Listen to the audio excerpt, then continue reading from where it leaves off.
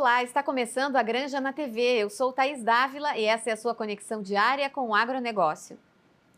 Porto Alegre foi anunciada como uma das selecionadas para integrar o Programa Nacional de Alimentação Escolar Agroecológico. A iniciativa é do Instituto Comida do Amanhã, em parceria com o Instituto Regenera e o Instituto Fome Zero. De acordo com a Prefeitura, a participação dos produtores rurais no PNAE é organizada pela Secretaria de Governança Cidadã e Desenvolvimento Rural e executada pela Secretaria Municipal de Educação.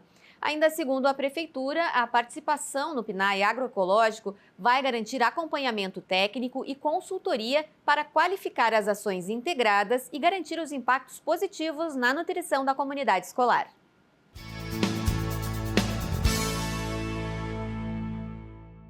Nesse dia 19, a FETAG fez uma grande mobilização no município de São Luís Gonzaga. Mais de 6.000 agricultores e agricultoras estiveram presentes na mobilização, onde teve também cooperativas, a FECOAGRO, prefeituras, secretários, vereadores, deputados estaduais, tantas outras lideranças que se fizeram presente neste nosso grande evento aqui em São Luís Gonzaga, onde a gente iniciou fazendo uma mobilização no trevo de entrada da cidade, depois caminhamos por 2 quilômetros, onde fizemos parada na frente da Cressol, da Sicredi, do Banrisul, do Banco do Brasil, do INSS e também acabamos chegando na Praça da Matriz, onde a gente finalizou, fez as falas e finalizou o evento. E esse aí tinha por pauta 3 temas fundamentais. Um que era a Previdência Social, não dá para nós admitir que tem agricultores que estão levando 3 meses para fazer uma perícia médica, né? É inadmissível isso. O outro ponto é a securitização ou prorrogação de dívidas, né? Que é a pauta das entidades, da FETAG, da FATSUL, da FECOAGRO, da OCERV, da AproSoja, da Acerba, né? e da FAMURS, que prevê 20 anos para o pagamento dessas dívidas com juro compatível com a realidade do agricultor, e o seguro, que a gente possa rediscutir realmente um seguro que vai cobrir as perdas dos agricultores. Resultado dessa mobilização é que no final dela nós fizemos uma assembleia e os produtores rurais decidiram dar até o dia 15 de abril o prazo para o governo federal atender a nossa pauta. E se não atender, nós vamos voltar às mobilizações. E aí com mobilizações mais fortes pelo interior do município, em Porto Alegre e também em Brasília. Então foi uma grande mobilização, os agricultores entenderam a importância de estar junto com os sindicatos, de estar junto com a FETAG, lutando pelos seus direitos. O problema não é do agricultor, o problema é da sociedade gaúcha, pois os empregos que tem na cidade dependem muito do trabalho de um agricultor ou da agricultora. Tendo um descompasso da produção, o aumento do produto aumenta na prateleira do supermercado e toda a população paga essa conta. Então é fundamental que o governo entenda isso. Não dá mais para empurrar com a barriga, tem que resolver o problema, não dá mais para esperar. E a FETAG, os sindicatos, os agricultores vão cobrar o governo, vão cobrar os deputados, vão cobrar os senadores para fazer as coisas acontecerem.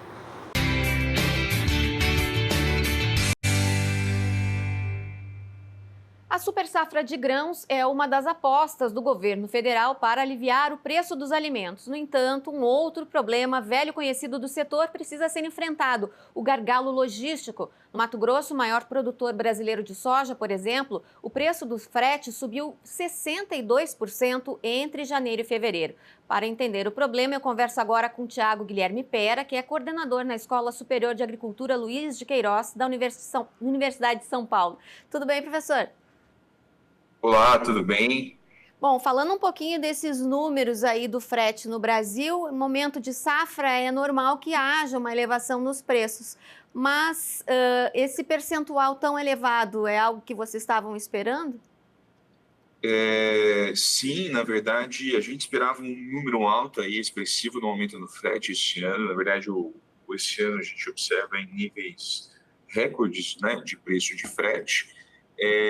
Em função, principalmente, na verdade, em função de 2 grandes fatores. O primeiro, uma safra recorde, né, bastante volumosa.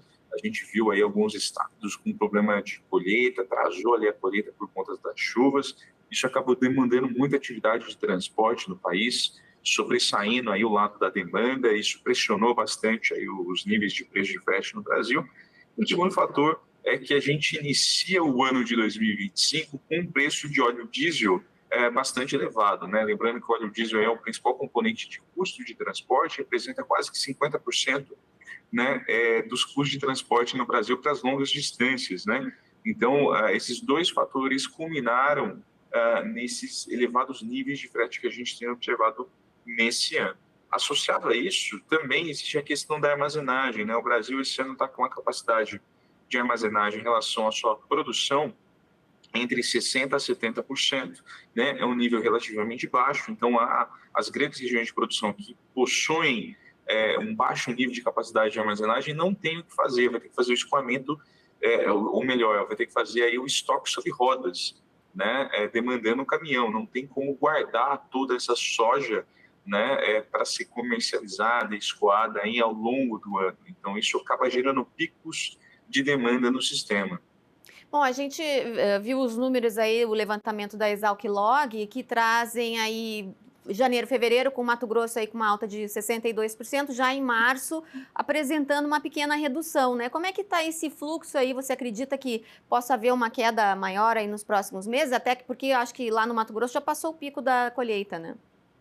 Isso, a gente observou aí, no caso Mato Grosso, níveis elevados de frete em fevereiro, né? Inclusive algumas praças com níveis aí muito superiores ao que foi observado no ano passado, no mesmo período, né? E agora a gente começa a sentir já um pouco de alívio, né, nesse preço de frete do Mato Grosso, né, nesse mês de março. Agora, outras regiões estão passando por esse aumento, né?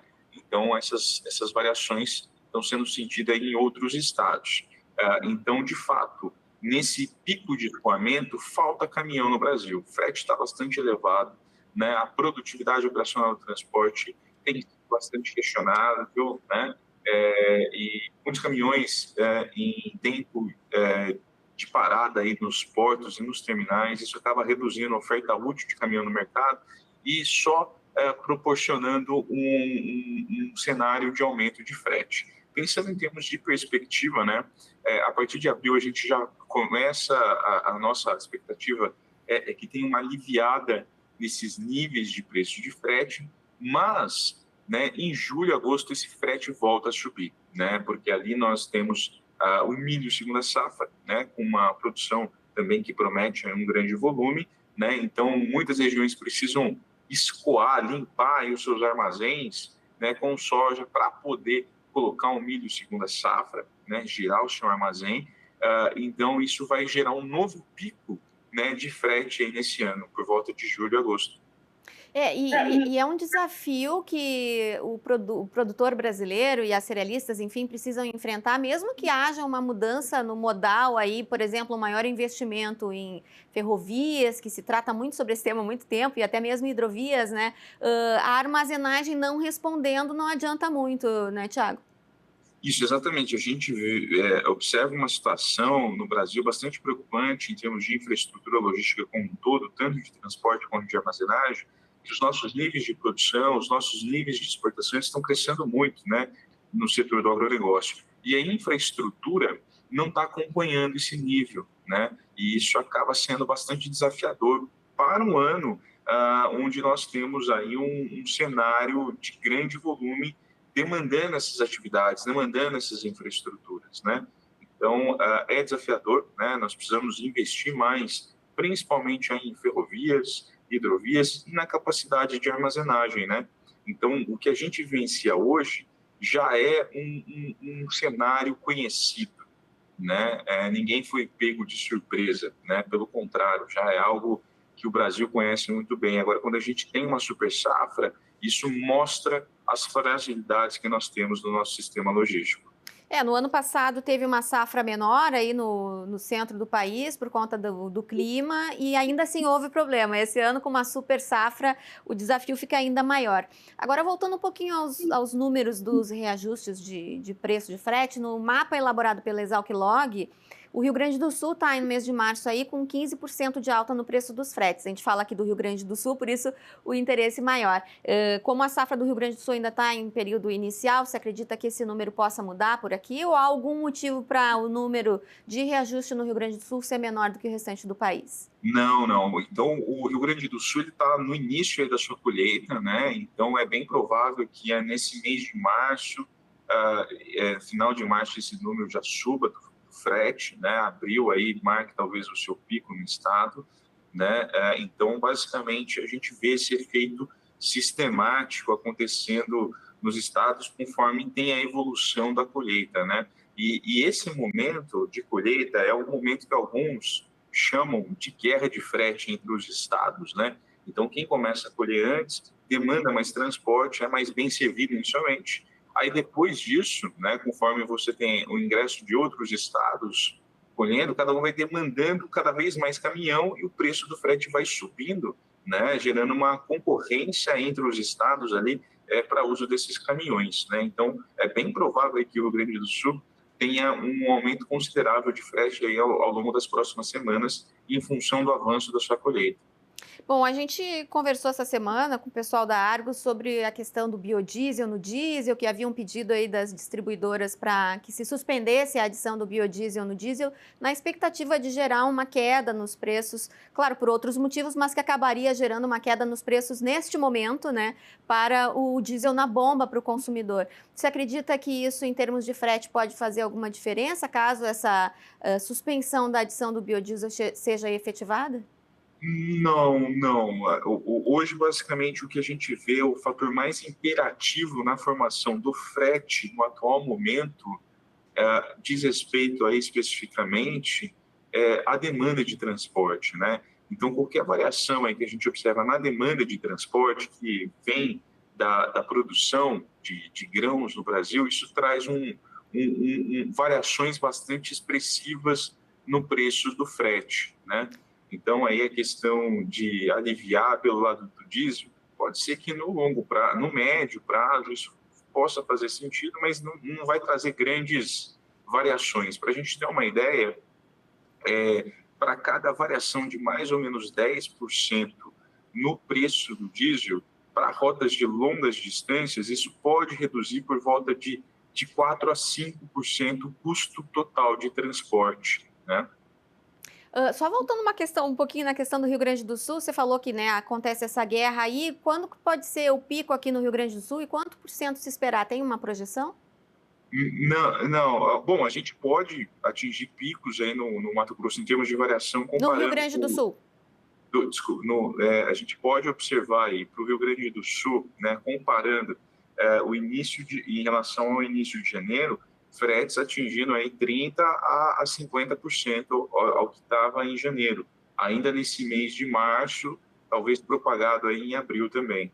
E até porque a safra no Rio Grande do Sul vai ser um pouco menor esse ano por conta dessa quebra severa que está sendo esperada. Agora, queria falar um pouquinho de uma questão conjuntural, que é a taxa de juros, por exemplo, né, que está bastante elevada, e isso pode acabar inibindo um pouco a renovação da frota ou a aquisição de novos caminhões no Brasil. Como é que você vê essa relação aí da oferta de transporte com a taxa de juros no país?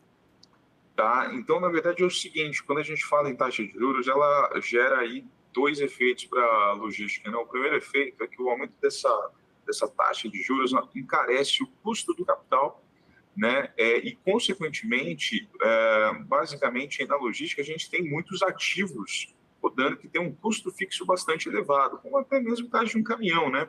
Então, o aumento da taxa de juros acaba aumentando também o custo econômico de transporte, né?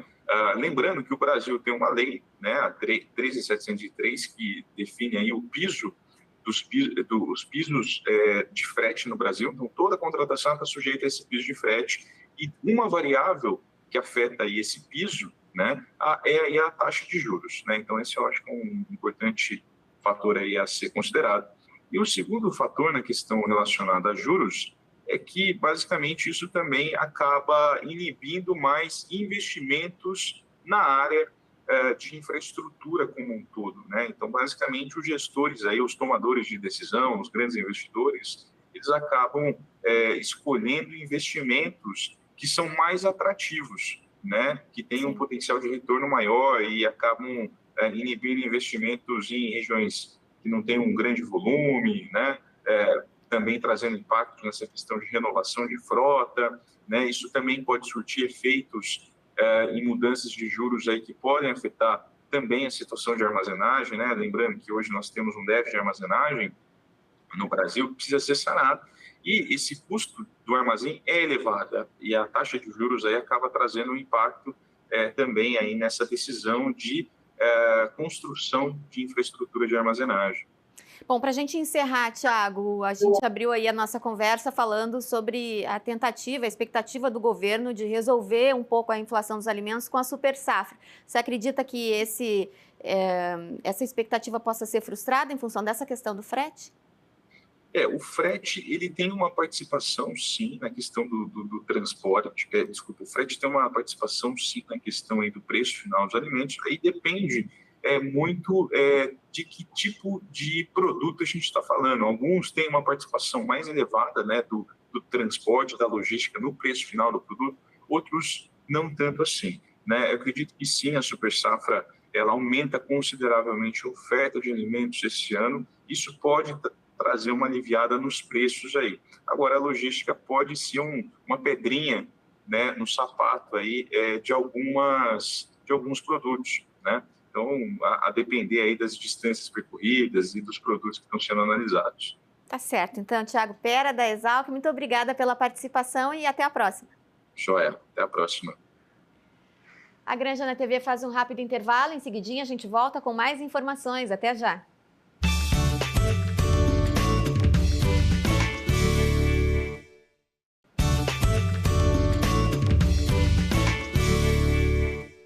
Voltamos com a Granja na TV e o futuro do seu filho começa pela escola em que ele vai estudar. A rede de escolas da UBRA tem um recado para você. Matrículas abertas na rede de escolas da UBRA. Aqui seu filho vive um mundo de novas possibilidades a cada dia. Faça parte de uma comunidade com experiências de ensino com humanidade para além do ambiente escolar.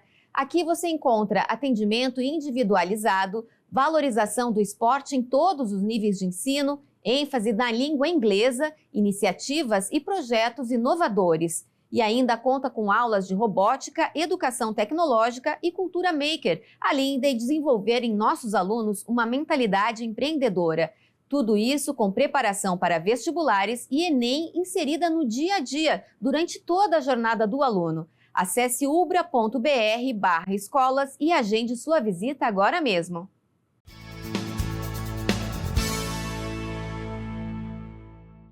O Instituto de Tecnologia do Paraná e a empresa Biogênesis Bagó firmaram um contrato para a criação de um banco de vacinas e antígenos contra a febre aftosa. O objetivo é criar um estoque estratégico de insumos para a criação rápida da vacina em caso de surtos específicos. Hoje, o Brasil é considerado livre da febre aftosa sem vacinação e espera o reconhecimento desse status pela Organização Mundial da Saúde Animal ainda em setembro de 2025. O banco irá manter congelados sorotipos virais para a produção de imunizantes em até 72 horas. Estes deverão ser distribuídos em todo o território nacional nos casos de foco de febre aftosa. O projeto já foi protocolado no Ministério da Agricultura e o diretor industrial da saúde do Instituto de Tecnologia do Paraná, Irande Rezende, explica como vai funcionar o banco. O banco de antígenos, ele vem de encontro a esse momento que o Brasil está vivendo, onde está sendo declarado livre da aftosa sem vacinação.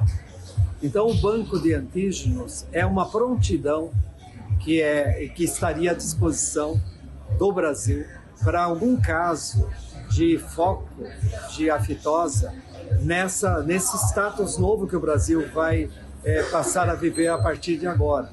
E ocorrendo esse foco, esse banco de antígenos ele serve como base para produzir rápido vacinas para poder cercar o foco, para poder manter o Brasil estável economicamente. O fato dele estar livre da vacinação significa que ele tem que manter a sua energia econômica sempre revigorada. Então, se ocorrer algum foco, temos que combater imediatamente. O Banco de Antígenos é uma iniciativa do Brasil, respaldada pelo Tecpar. Portanto, o Tecpar é um laboratório público que tem diálogo direto com o governo federal através do Ministério da Agricultura, e na opção do governo, na definição do governo federal de instalação do banco, o Tecpar pode ser o laboratório a fazer a entrega para o governo dessa estrutura, desta solução. E é para atender todo o Brasil, todo o território nacional, e nós estamos até estruturando para ir além. Nós estamos em pleno diálogo com organismos internacionais, principalmente para atender países da América do Sul. Nós queremos que o Laboratório Público Tecpar atenda além do Brasil. Mais uma edição do Mitos e Verdades sobre a pecuária e a proteína. A divulgadora científica Lívia Padilha segue falando sobre os biomas brasileiros. Oi, Thaís! Hoje vamos falar do nosso terceiro bioma, que é o bioma Cerrado. Como nós podemos ver aqui no mapa, esse bioma abrange uma grande parte do território brasileiro, aproximadamente 24%. E ele se expande desde o Mato Grosso do Sul, a grande parte do Mato Grosso, Goiânia, Minas Gerais, Tocantins, lá em cima até no Maranhão. E uma característica muito interessante do bioma Cerrado é que ele é considerado a savana mais rica em biodiversidade do mundo. Além da nossa onça-pintada, aqui tão conhecida, nós temos várias espécies endêmicas, tanto de répteis, de mamíferos, de aves, de anfíbios e também das plantas. A flora é muito rica nesse bioma. E a grande contribuição do Cerrado, tanto para o Brasil quanto para o mundo, não para por aí, porque hoje a região do Cerrado, conjuntamente, é responsável por 60% da produção agrícola do país, sendo as principais culturas soja, milho e algodão. Na próxima semana, vamos aprender um pouquinho mais sobre outro bioma brasileiro.